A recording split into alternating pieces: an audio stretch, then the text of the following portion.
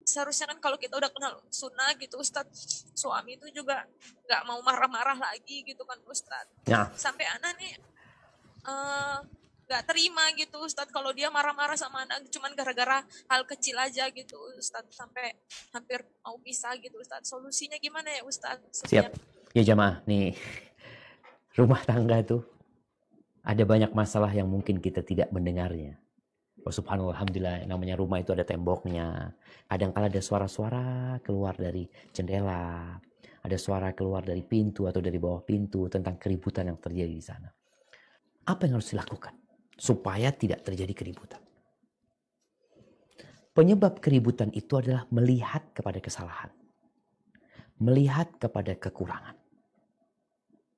Inilah yang menimbulkan amarah, kemudian ribut.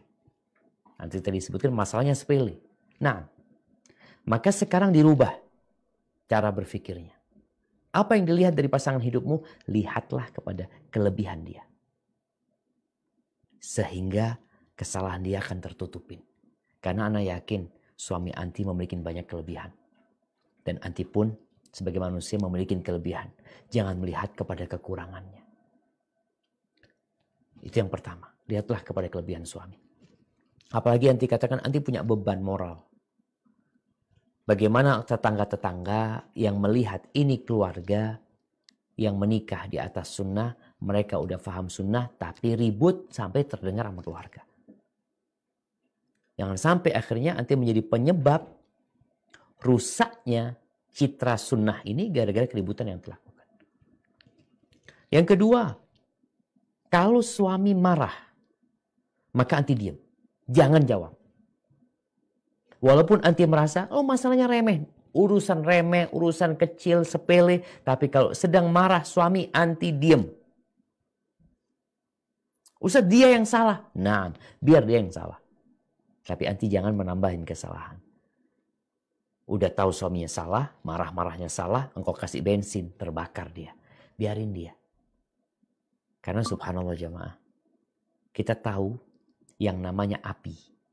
Api itu membakar. Ketika engkau melihat api yang membakar, lalu engkau lempari kayu, engkau lemparin kayu lagi, dia akan semakin terbakar. Tapi ketika kayunya itu dibiarkan habis, lama-kelamaan dia mati sendiri. Maka posisi anti sekarang, mulai saat ini udah tahu nih sama karakter suami, udah tahu suami suka marah-marah, kalau marah anti diam. Yang ketiga, cari tahu apa yang menyebabkan suami marah. Nanti udah 4 tahun, insya Allah udah bisa bikin list. Suami marah karena 1, 2, 3, 4, 5, 6, 7, 8, 9, 10. Tapi anti udah tahu, anti kan ingin menjadi istri yang soleha. Ingin menciptakan rumah tangga yang menjadi baiti jannati. Maka list yang anti udah catat itu hindari semuanya agar suami gak marah. Sampai pernah Anda sampaikan, ada suami yang marah gara-gara sandal. Ada yang gara-gara topi. Mau ke masjid topinya, kopiahnya kemana gak ada. Istri yang disalahkan, anak-anak disalahkan. Ya udah, bagaimana supaya suami gak marah? Anti beli 1 lusin kopiah. Ketika suami mau berangkat ke masjid, mana kopiah? Tenang bang, bukain yang baru. Tafadhol bang, abang tambah ganteng kalau pakai yang baru. Insya Allah, pakai dia berangkat. Artinya ternyata masalahnya ini. Masalahnya di makanan.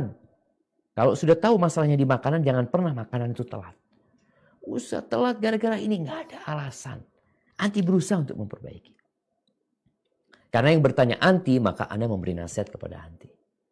Dan ketika anti merasa marah sama suami, mungkin suami melakukan sebuah tindakan yang membuat anti marah, apa yang harus anti lakukan? Diam.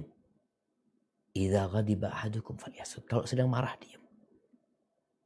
Kalau dalam kondisi anti berdiri, anti duduk. Dalam kondisi anti duduk marah, rebahan. Ketika ngelihat sudah dilakukan itu tapi masih marah, anti ambil uduk, nggak apa-apa.